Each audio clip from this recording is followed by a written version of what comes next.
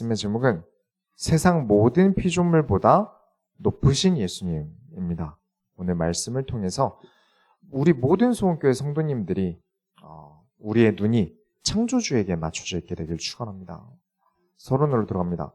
조상들에게 말씀하신 하나님이 우리가 지난주 빌레몬서가 이제 바울의 편지의 마지막이었어요. 이제 다른 사도들의 편지를 오늘부터 이제 또 들어가는 거예요. 우리가 하나님의 말씀인 성경을 어떤 캐릭터에만 묶여 있기보다 어느 누가 쓴 서신서 그런 분들 계시더라고요. 나는 바울 서신이 좋아. 나는 야고보가 좋아. 그게 아니라 말씀 전체를 사모하게 되는 우리 소원교회 성도님들이 되시길 바라요. 모든 사도들이 캐릭터는 다 다르고 성격은 다 다를 텐데 복음에 대해서는 일관적입니다. 하나님을 향해서는 일관적이에요. 그래서 이런 것들을 확인하는 재미도 또 있습니다. 히브리서 저자 누가 썼을까요? 아무도 모릅니다. 누군가 히브리서는 이 사람이 쓴 성경이다 이렇게 완강하게 주장하고 그렇다고 확정지어서 말하면 이단이겠거니 하고 거르셔야 돼요. 왜냐하면 유추할 만한 근거가 없습니다. 바울이 썼다고 써있다면 우리가 바울의 성격을 우리가 지금까지 바울 서신을 쭉 해왔으니까 상상하면서 읽을 수 있겠죠. 원래 바울이 알고 있는 성격들이 있으니까. 우리가 지금 예배하고 있는 예레미야서 아니면 이사야서 각자의 성격들이 있고 필력들이 있어요. 근데 이 히브리서는 누군가의 성격을 상상하면서 읽지 않길 바랬던 거죠. 온전히 그대로 받아들이길 바랬던 겁니다. 저자도 누군지 측정하지 않고 또 누구에게 썼는지도 특정되지 않아요. 왜냐? 모두에게 전달하고 싶은 말씀이었던 거예요. 어느 한 명에게 너 이렇게 해라가 아니라 믿는 모든 사람들은 이랬으면 좋겠다라는 마음이 담겨져 있는 게 히브리서인 겁니다. 그러면서 이 히브리서 저자는 지금 우리에게 무슨 말을 하고 싶었던 걸까요? 오늘 본문에 있습니다. 하나님께서 조상들에게 말씀하셨다. 무엇이죠? 구약 성경이죠. 이 구약 성경은 유대인, 이스라엘 백성들에게 하나님께서 말씀하신 거예요. 이스라엘의 또 다른 이름이 무엇이죠? 히브리인입니다. 그래서 구약 성경을 히브리어로 썼다라고 하는 거고요. 하나님께서 조상에게 말씀하셨다. 그리고 지금 이 성경이 쓰여질 때, 이 히브리서가 쓰여질 때 예수님께서 우리에게 말씀하셨다. 그리고 지금 이 시대에서는 우리에게 무엇으로 말씀하십니까? 성경으로 우리에게 말씀하신다. 그렇습니다. 이 히브리서는 말씀으로 너희 마음을 굳건하게 해라. 너희 조상들에게 명령하셨듯 너희는 좌로나 우로나 치우치지 말고 굳건해라. 이 성경을 보고 있는 소원교회는 믿음을 굳건하게 해라 라는 그런 의지가 담겨져 있는 게 히브리서입니다. 히브리인들에게 신약의 편지를 썼다. 믿음을 굳건하게 해야 되는 특별한 때가 있습니까? 특정한 상황이 있나요? 어떤 급한 일이 있으면 편지를 보내는데 이 히브리서는 누군가에게 보낸지가 제대로 돼 있지 않아요. 왜냐? 믿음을 굳건하게 해야 되는 특별한 때는 없습니다. 항상 그래야 됩니다. 우리는 항상 믿음이 굳건해야 됩니다. 때와 상관없어야 돼요. 그래서 가난한 자, 병든 자, 젊은 자, 나이 든 자, 건강한 자, 어떤 사람이든 믿음은 굳건해야 됩니다. 그 말씀이 히브리서 말씀이에요. 그리고 오늘 우리 소원교회에서 자주 다루지 않는 어떤 영계에 대한 이야기를 좀 하게 될 거예요. 그렇죠. 우리 소원교회가 천사, 사탄 이런 이야기 잘 안 하잖아요. 그 이유는 성경이 안 나와요. 몇 번 안 나와서 그렇습니다. 우리가 성경을 차례대로 강해를 하고 있는데 그 중에 나오면 이야기하겠는데 자주 이야기할 수 없는 이유는 매 성경을 지나도 그 이야기가 자주 나오지 않기 때문이에요. 성경 66권을 통틀어서 천사에 대한 이야기, 사탄에 대한 이야기가 몇 번이나 나올까요? 거진 안 나옵니다. 그래서 자주 이야기할 수 없는 거죠. 하지만 오늘은 천사에 대한 이야기가 좀 있기 때문에 이야기를 하면서 우리의 신앙생활에 좀 흥미가 가고 즐거운 내용이 어디 있어야 되는지를 좀 확인하게 되었으면 좋겠습니다. 본론으로 들어갑니다. 예수님은 말씀으로 오셨습니다. 우리가 함께 고백해야 됩니다. 따라해 볼까요? 예수님은 말씀으로 오셨습니다. 한 번 더 해볼까요? 예수님은 말씀으로 오셨습니다. 아멘. 창세기에 보면 하나님께서 하늘과 바다를 지으실 때 무엇으로 지으시죠? 말씀으로 지으십니다. 해와 달을 지으실 때 무엇으로 지으시죠? 말씀으로 지으십니다. 그런데 지금 히브리서 2장에는 예수로 말미암아 모든 세계를 지으셨느니라. 그래서 요한복음에는 말씀으로 오신 하나님이 예수 그리스도시다. 그런데 모세가 하나님의 말씀을 받을 때 천사들이 전달해 줬나 봐요. 이스라엘 백성들은 그렇게 믿었어요. 그러면 예수님도 말씀을 전해주셨고 천사도 말씀을 전해줬다면 예수님과 천사는 동급일까요? 우리야 히브리서 성경이나 이런 믿음의 선배들이 정리해준 말씀을 우리가 지식적으로 배웠기 때문에 예수님과 천사가 동급이 아니라는 건 다 알고 있는데 이 히브리서가 써있을 때는 사람들이 헷갈렸나 봐요.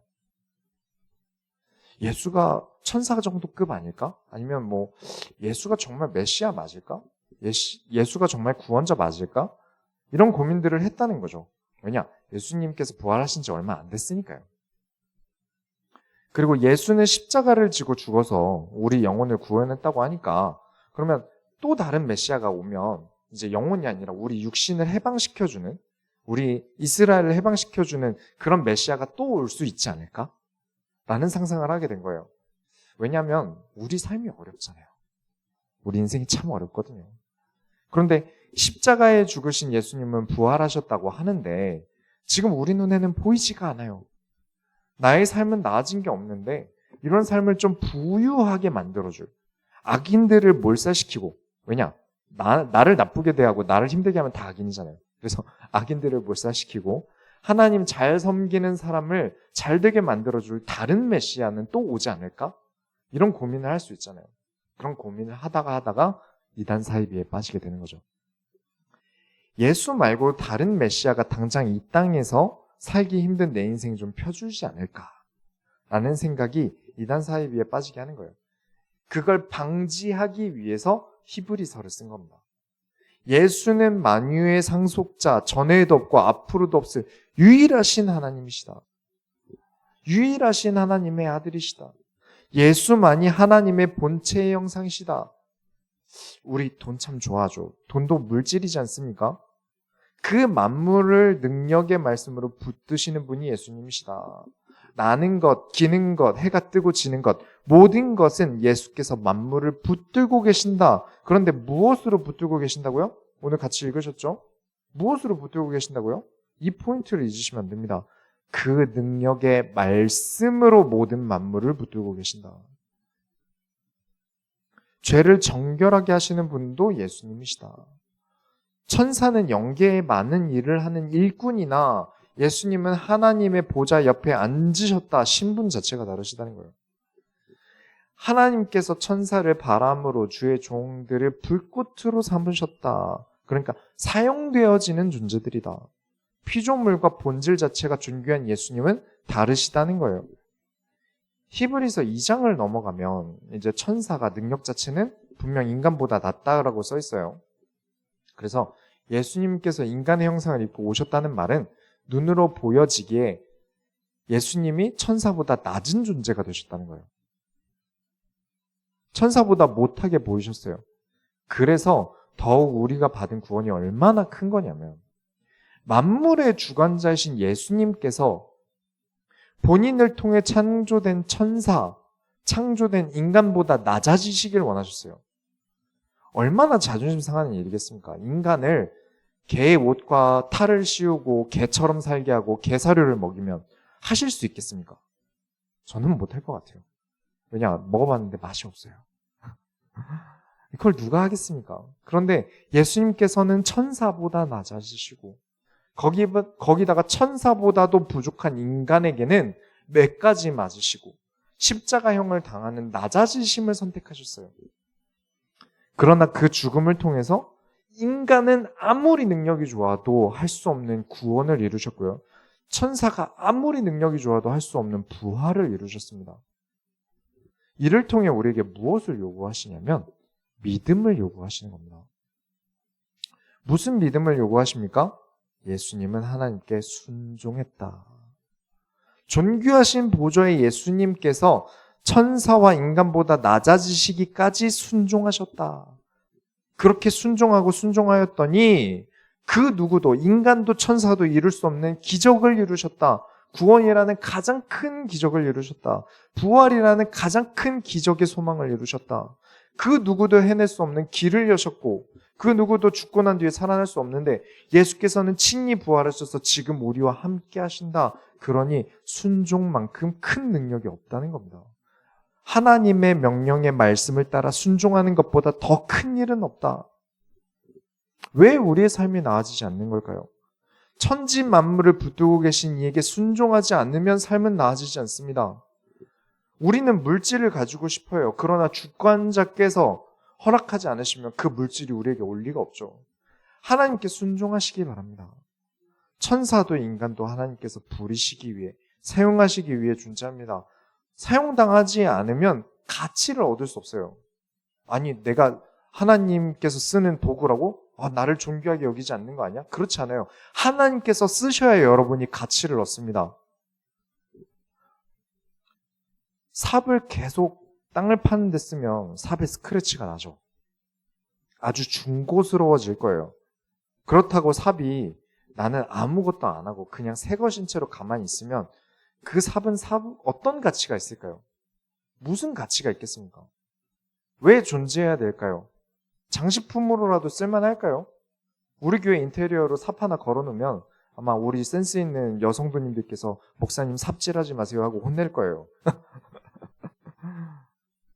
여러분은 쓰임 받으셔야 됩니다. 그래야 가치를 얻어요.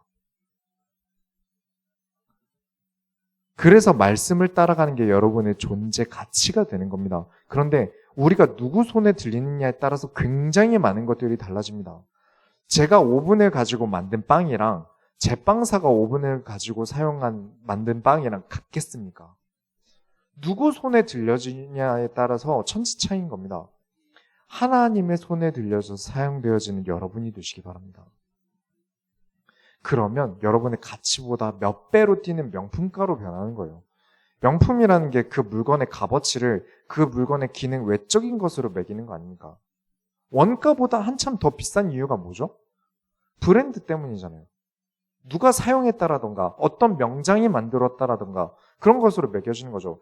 여러분이 가지고 있는 존재 가치 이상으로 여러분의 삶이 더 가치 있는 삶으로 여겨지려면 명장이 만들고 명장이 사용하고 명장이 칭찬하는 존재가 되셔야 됩니다. 곧 하나님께서 여러분을 사용하셔야 돼요. 그래야 여러분의 가치가 더 올라가는 겁니다. 히브리서 2장 내용의 천사들에 대해서 더 설명을 드리자면 천사들은 여러분의 하나님 나라의 일을 하는데 수종되는 역할을 한다고 합니다. 그러면 천사는 여러분보다 낮은 존재인가요? 여러분의 수종을 드니까? 여러분을 도우니까? 우리가 지난주에 코이노니아에 대해서 이야기를 나눴죠. 서로 행동하는 교제를 해야 됩니다. 그 안에는 섬김이라는 게 있는 거예요. 그럼 섬겼다 그래서 낮은 존재입니까? 그건 아니라는 거예요. 손해를 보고도 하는 용서가 있고 그 사람의 마음을 위해 지출을 하기도 합니다. 우린 그렇게 섬겨요. 우리가 낮은 존재라서가 아니라 하나님 나라의 일을 하기 위해서죠. 아까도 말씀드렸지만 성경에 천사나 사탄이나 이런 이야기들이 많지 않아요. 사람들이 너무 재미있어 하니까 많이 이야기할 뿐이지 많이 없습니다. 예수님께서 사람보다 낮은 존재로 오셨고 인자는 우리를 섬기러 오셨다. 발을 씻기러 오셨다. 그래서 낮은 존재인가요? 아니죠. 우리의 주인 되십니다. 근데 자꾸 사람들이 기도로 천사를 부려먹을 수 있다고 가르쳐요. 하나님이 쓰는 존재입니다. 내가 쓰는 존재가 아니라. 그랬더니 우리는 하나님 자녀라서 가능하대요. 이 히브리서 말씀을 가지고 그렇게 써먹어요. 우리를 하나님께서 양자로 불러주셨는데 어디서 월권행이라는 겁니다. 하나님의 주권입니다. 천사를 사용하는 것은. 천사와 내가 하나님 나라를 위해 일을 위해 함께 일한다 정도로 여기셔야 돼요. 막 내가 운전을 막 해요. 어떤 사람이 운전을 엄청 과하게 해요. 막 과속해요. 끼어들기, 칼치기를 계속해요. 그러면서 하는 말이 천군 천사가 나를 보호한대요. 왜냐? 나는 하나님 자녀니까. 그러면 그럴 수 있으면 저는 운전을 거세게 하는 게 아니라 저는 도박을 하고 로또를 할 거예요. 딜러의 손에서 천군천사가 내가 쥔 돈을 지켜줘야죠. 우리는 알아야 됩니다. 하나님이라는 절대자 중심으로 모든 것은 운영됩니다. 능력의 말씀으로 모든 만물을 주관하십니다. 천사도 그래서 하나님을 향해 있어야 되고 저와 여러분도 하나님을 향해 있어야 되고 심지어 사탄이라 할지라도 하나님을 향해 있습니다. 이거는 우리가 구약 성경에서 많이 보았던 거예요. 지옥도 하나님께서 주관하십니다. 그렇죠? 지옥이라고 하나님께서 그냥 하나님의 주권 밖에 있는 게 아니라 하나님의 모든 주권 아래 있습니다. 천국도 하나님께서 주관하십니다. 이 땅도 하나님께서 주관하십니다. 어떤 물질도 어떤 것도 여러분의 가족도 여러분의 인간관계도 전부 하나님이 주관하시는데 그 주관하시는 방법이 무엇이라고요? 말씀입니다. 그러니까 저와 여러분은 예배 없이 살 수 없고요. 말씀 없이 살 수 없는 겁니다. 교회라는 하나님께서 명명하신 하나님의 집이 있고 이 집이 집 역할을 하는 데는 이 교회가 하나님의 집의 역할을 하는 데는 하나님의 말씀이 있어야 하고 모든 성도들이 하나님을 향해 맞춰줘야만 하는 겁니다. 치유도 말씀 안에 있습니다. 삶의 본질도 말씀 안에 있습니다. 여러분의 마음에 아픈 것들도 하나님의 말씀 안에 있습니다. 여러분은 진리를 배우셔야 합니다.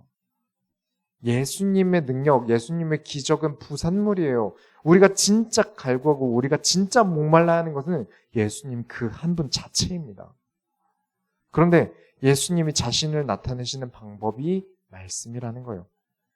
우리가 하나님의 말씀인 성경을 배우는 이유는 예수 그 자체를, 하나님의 아들이신 예수님을 늘 내가 모시기 때문이 그렇습니다. 결론을 내리겠습니다. 예수는 모든 이름 위에 뛰어난 이름이다.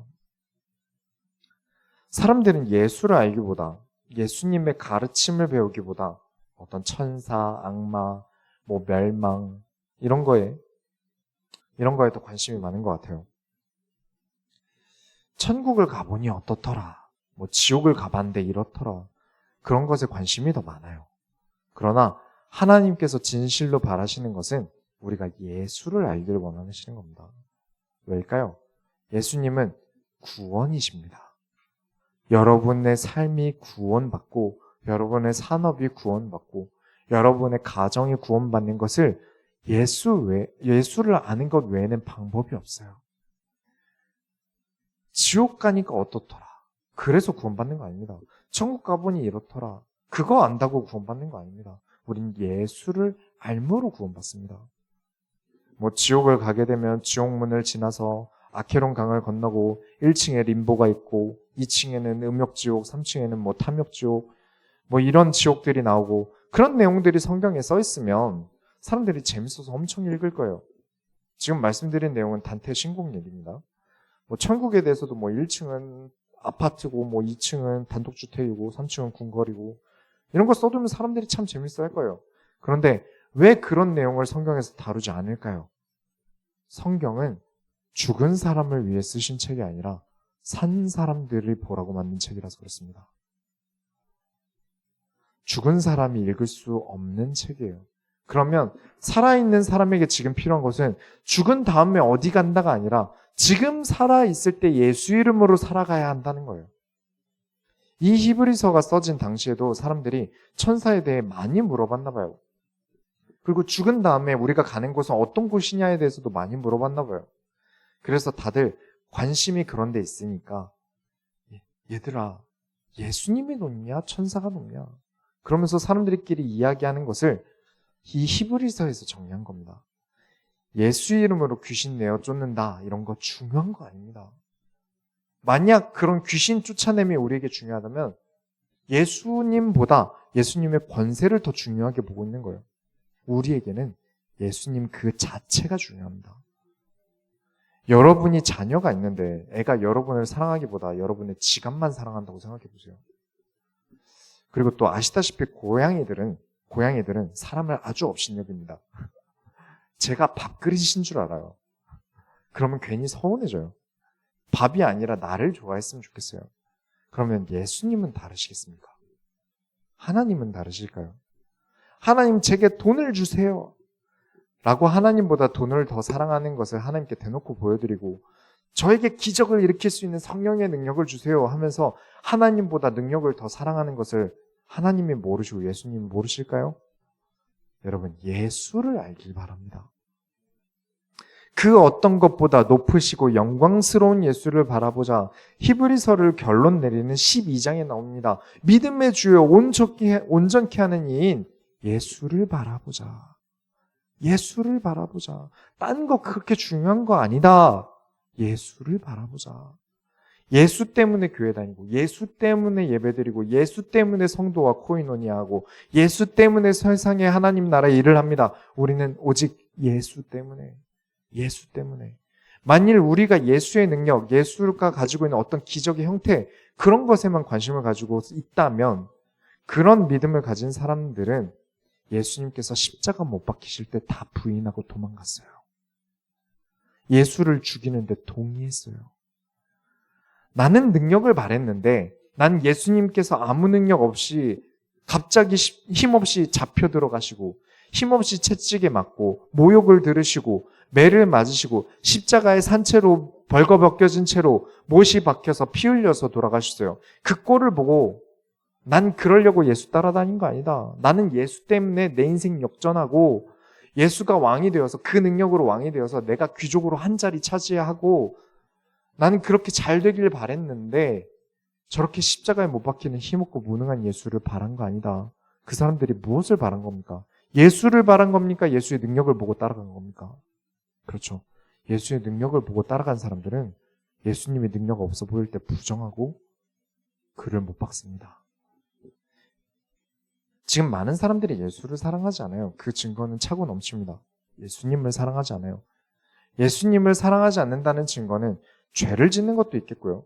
여러 가지가 있겠습니다만, 가장 큰 것은 하나님이 자신을 나타내는, 예수님이 자기 자신을 가르쳐 주신 성경을 사랑하지 않는다는 겁니다.